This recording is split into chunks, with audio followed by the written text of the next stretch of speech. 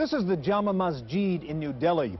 It's a classic example of Indian engineering, architecture, and design skills. This mosque was built in the 1600s. Nowadays, India's considerable skills in engineering and design are being used for a different kind of architecture, computer software, as India plays a leading role in a growing trend toward low-cost, offshore software development.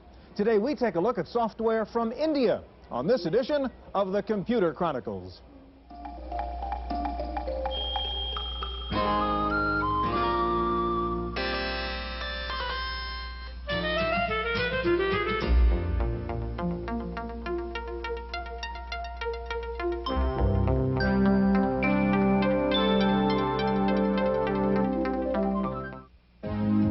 Chronicles is made possible in part by McGraw-Hill, publishers of Byte magazine, and BIX, the Byte Information Exchange.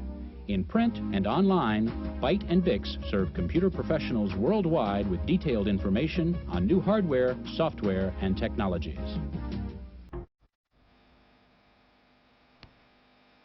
Welcome to the Computer Chronicles. I'm Stewart Cheifet, and this is Gary Kildall.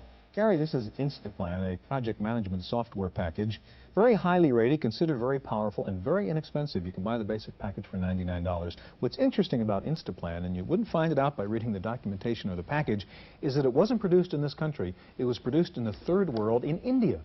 What seems to be happening is not only are the hardware guys going abroad to make their PC clones in Asia, but now the software guys are going abroad to develop software. Why? Well, obviously, every good engineering department wants a software guru, right? And they found the gurus in India. Okay. What's the real answer? Okay. Well, it's obviously based in economics. Good, experienced software engineers are very scarce and very expensive here in the United States. Yeah. And, you know, you just can't, in many cases, you just can't find them. Now, we get into a situation here where we're selling software for $99. Means the engineering cost has to be very low in order to make profits. And that's one reason, of course, we go abroad. Now, another is that the whole process of engineering software has become much better understood than it was, say, 10 years ago. So we can, in a sense, export that technology and get groups of people together to produce things like Instaplan. Yeah.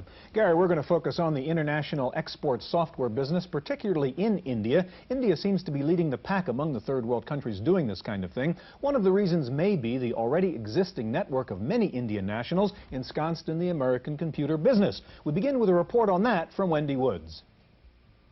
Farouk Arjani came to America to do postgraduate work in California. The son of a school principal, Arjani was well tutored in the sciences and math, so a career in technology came naturally. Today, he is president of DocuPro, a maker of high-end electronic publishing software. He credits the Indian Reverence for Learning and excellent schools, known as Indian Institutes of Technology, for the abundance of Indian high-tech professionals. Level of teaching is very, very outstanding in those schools, and it graduates students who are really well grounded in the sciences and in technology. And these are the people then who come to America by and large, who want to go and take a more advanced degree in America. Because let's face it, I think the U.S. is still the holy grail of technology, and so they want to come here and participate in that. And I think when they come here, they're overwhelmed with the opportunities.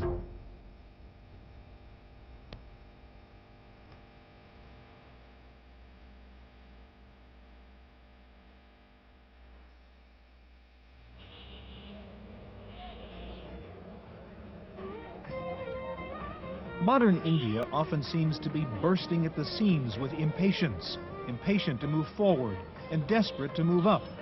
A country that knows its abilities and is striving to make them known to the world. Burdened with a population over 3 times as large as the United States, with diverse languages and religions, India faces monumental challenges, socially and economically. To an outsider, the idea of an India brimming with advanced technology may seem difficult to reconcile with the clash of street life, where automobiles share the road with ox carts, and snake charmers are still more common than satellite dishes. Extremes of wealth and poverty are easy to find. In Bombay, glistening skyscrapers share the beachfront with decrepit shacks. But the dazzling contrast between ancient and modern is a routine part of life in India, just another challenge on the route to development. According to some, the country's new role in software development is partly due to an ancient tradition of logical analysis. You will also find that logic finds its roots in Indian culture and Indian civilization. There's a lot of reasoning. So if you look at the manner in which education was built in the earlier years in India, the concept of one student and one teacher, it was a whole lot of philosophy and a whole lot of reasoning and logic.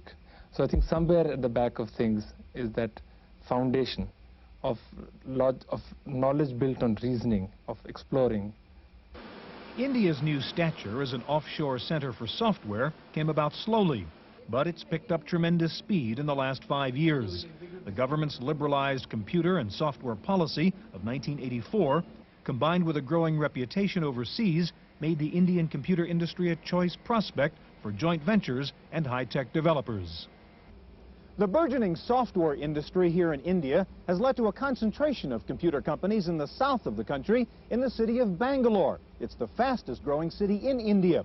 The Indians like to think of this as their own sort of Silicon Valley, though it might just as well be called Joint Venture Valley, since software development deals are under discussion with a host of major American computer companies, such as Prime, Sun, and Apollo, Hewlett-Packard, Texas Instruments, Unisys, Digital Equipment, Ashton Tate, and Microsoft.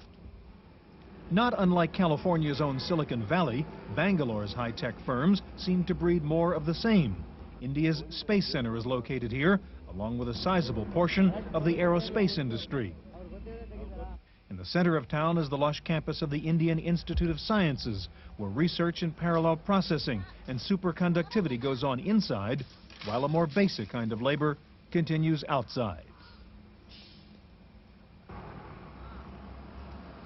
Texas Instruments was the first American company to establish a fully owned software subsidiary here in a modern office building, complete with its own satellite dish. But other American firms were quick to follow. Digital Equipment Corporation, already the major presence in India since a hasty departure by IBM, recently spawned a new company called Digital Equipment India.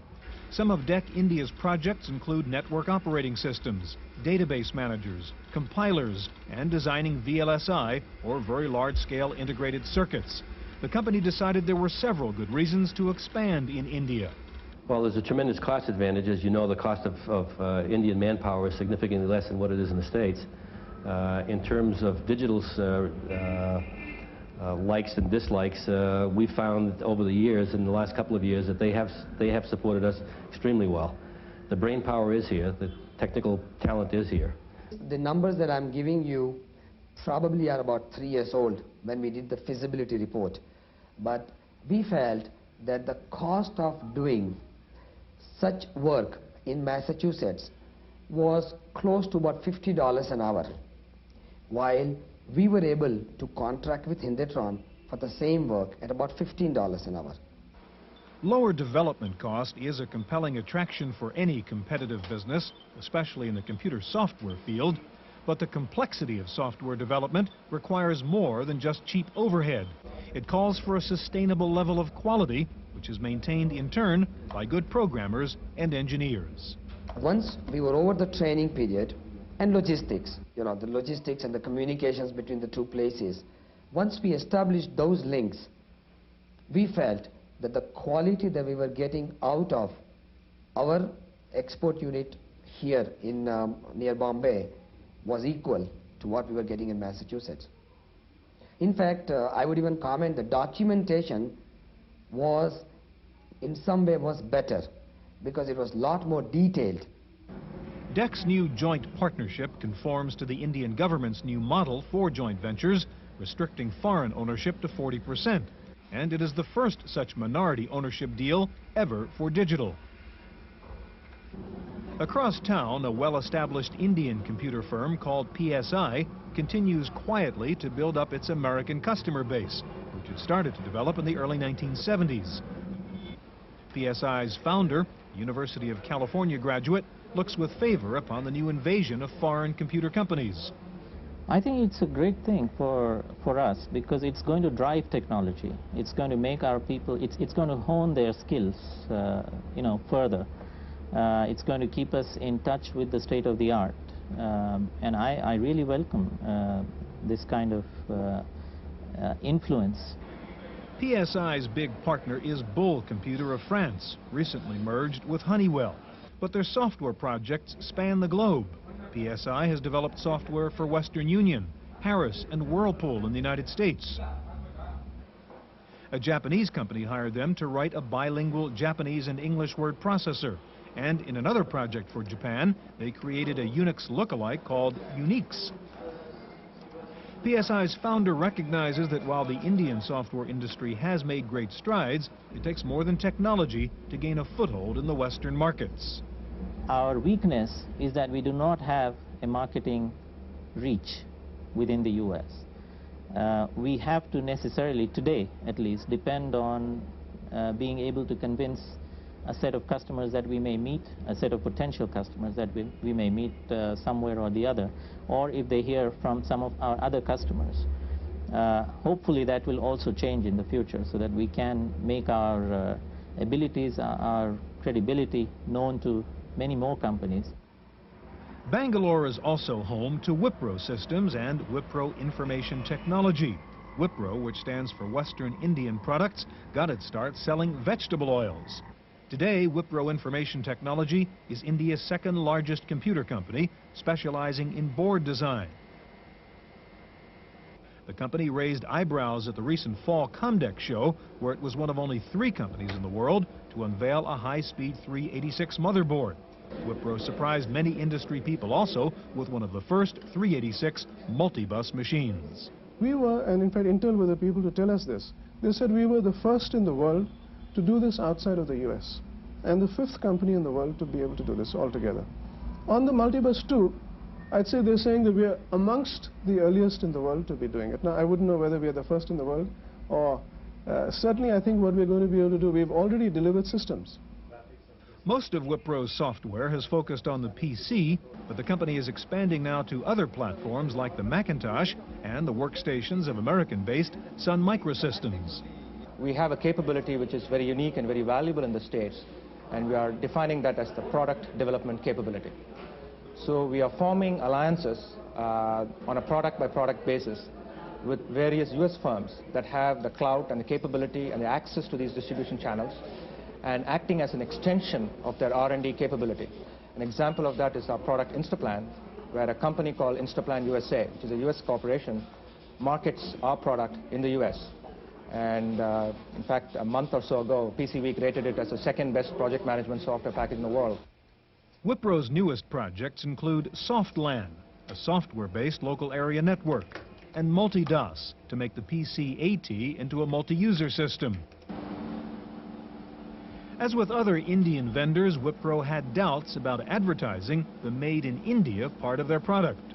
Very candidly, to some extent, there was some hesitation early on in saying that this product was developed in India, because we were worried that there would be a built-in resistance to buying something from a less developed country, okay, which does not really have a great name in computers. But now that is becoming less of an issue because that product is now firmly established in the US marketplace. In fact, just as an aside, my alma mater, Harvard Business School, is now using it in their MBA program. So our initial approach was indeed, very honestly, to downplay the Indian content. But now we are becoming pretty aggressive and vocal. The recent surge in India's computer exports is at least partly due to the Indian government's concerted effort to ease foreign trade laws and to attract foreign investment. In the nation's capital, New Delhi, government agencies are using some traditional and some not-so-traditional means to hasten the arrival of high technology.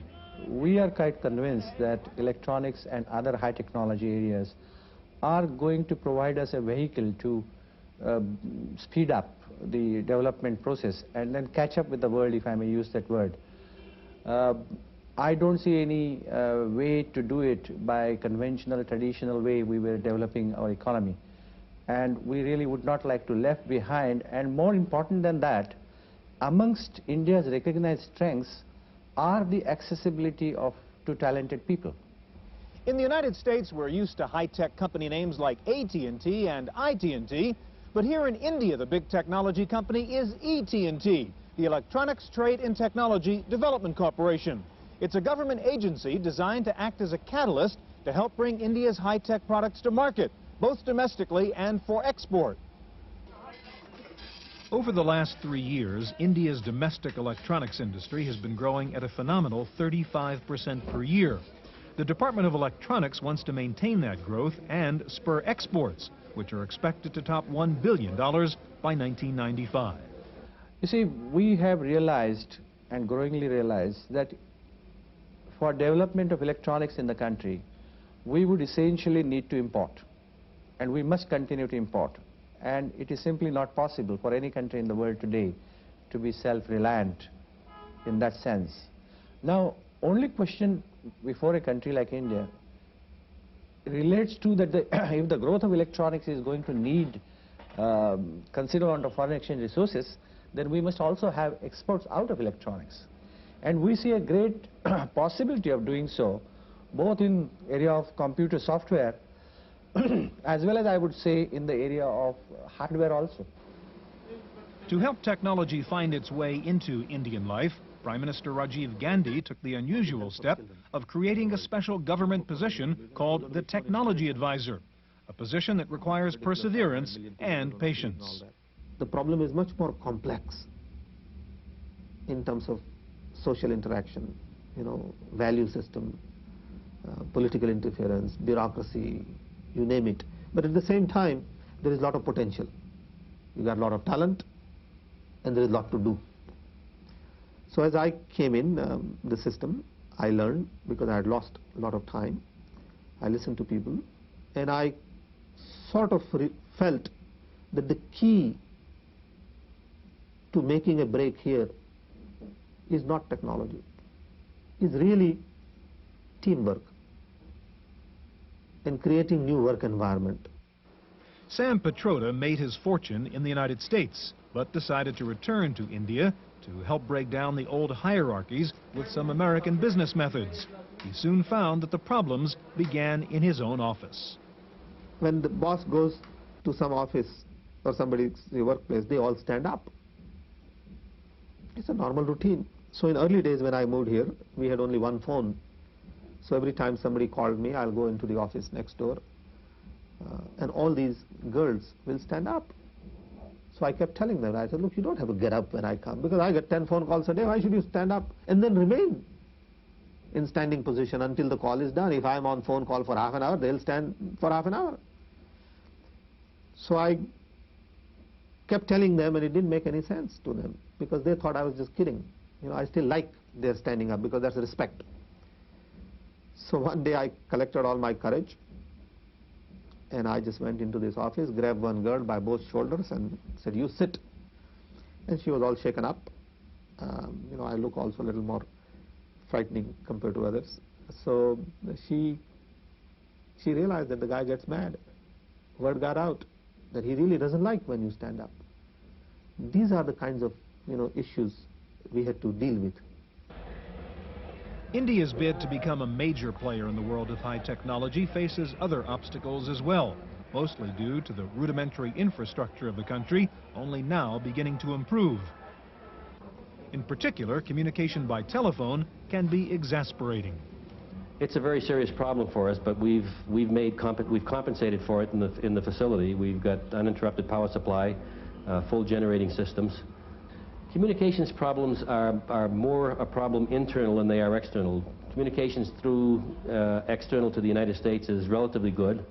It's more difficult to make a phone call from this location to the hotel than it is to make a phone call from here back to our home office.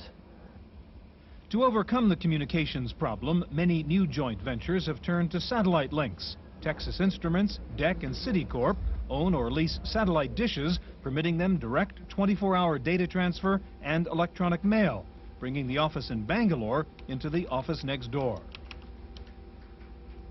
While India's telecommunications facilities may lag behind the rest of the world, its expertise in one area of the computer business is quite possibly second to none.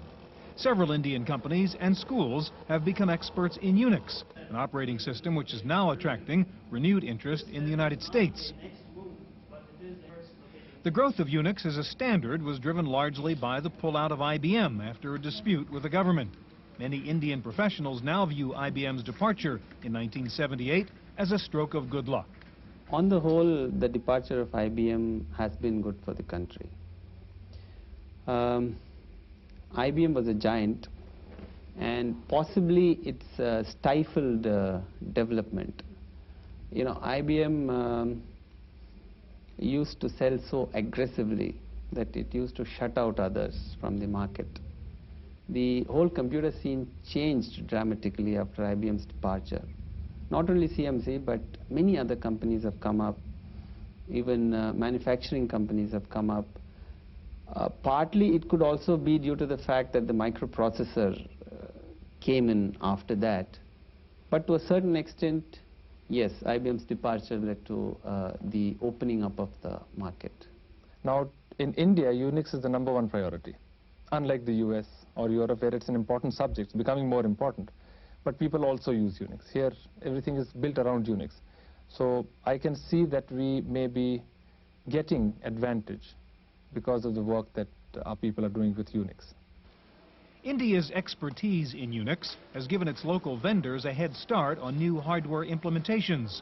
Hindustan Computers Limited, or HCL, is India's largest computer company. Of their 3,400 employees, 70% are engineers.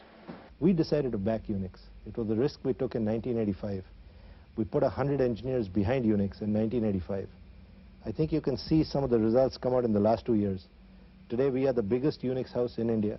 Unix is the standard, and our Unix minis, or super micros, whatever you call them, are actually the largest selling by far in the Indian marketplace. In fact, we've put together a commercial toolkit in the mini area that I don't think is equal even in the US. We are talking to companies like Sun and Apollo to port it on their machines for sale in the US.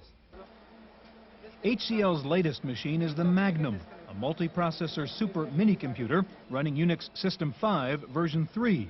The Magnum can handle multiple motherboards and has found a niche market in the United States. AT&T has acknowledged the company's leading role in Unix development. We knew the 030 was coming out. We are a source licensee on Unix, so we have the source. So we simulated the chip, developed a board, ported the software on it, on this simulated board, and waited for the chip. We didn't know we were the first. In fact, the AT&T people came in and said, you know something, you're probably the first guys to show this in an exhibition. No one's really talked about it. And that's the time we looked at it and said, hey, you know, if we'd really thought of it earlier, we could have made these boards and sold them out in the US. People would have bought them because this was the window of opportunity. HCL's jump on the competition is not entirely the result of its faith in Unix. Like many other Indian computer vendors, HCL has access to a large pool of locally educated programmers and engineers, claimed to be the second largest number of college-educated personnel in the world. That's it for part one of our look at third world software. On part two, we'll see how Indian software solved the problems of one of the world's largest train systems. We'll look at India's competition, and we'll show you the high-tech side of Bombay. For the Computer Chronicles, I'm Stewart Cheifet.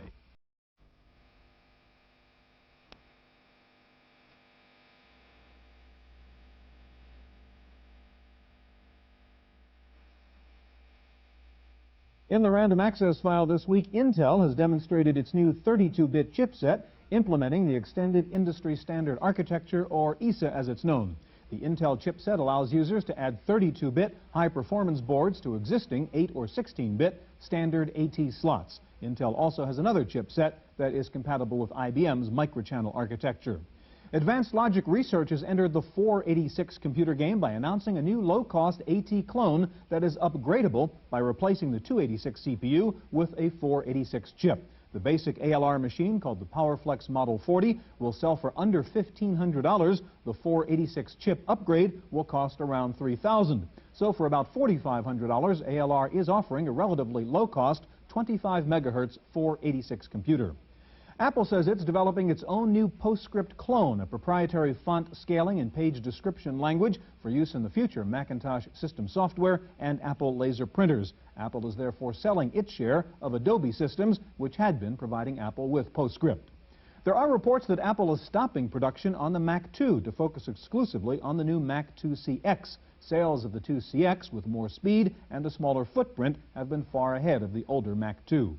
Hewlett-Packard has introduced a new inkjet printer for the Macintosh. It is a modified version of the HP DeskJet printer designed for low-volume users looking for laser-like quality. The HP printer is QuickDraw compatible, retail price $11.95. The Open Software Foundation is sponsoring a major study on the use of Unix. The one-year study will look at the use of open systems technology, user requirements, and customer attitudes. The Santa Cruz operation has released the newest version of Unix with a PC called SCO Unix System 5386, release 3.2. SCO is no longer calling its product Xenix. AT&T has finally agreed to license SCO to use the Unix name. The new SCO Unix will support 486 systems and either the ESA or MCA bus. The National Education Association has called for a computer for every teacher by 1991. The NEA says there is no way for students to get adequate computer training if teachers are not given the appropriate computer tools. Researchers at Purdue University have developed a computer program for students that teaches the youngsters about the dangers of drugs and alcohol abuse. The software includes video games designed for students in grades 4 through 10. Free copies of the program can be requested by contacting Purdue.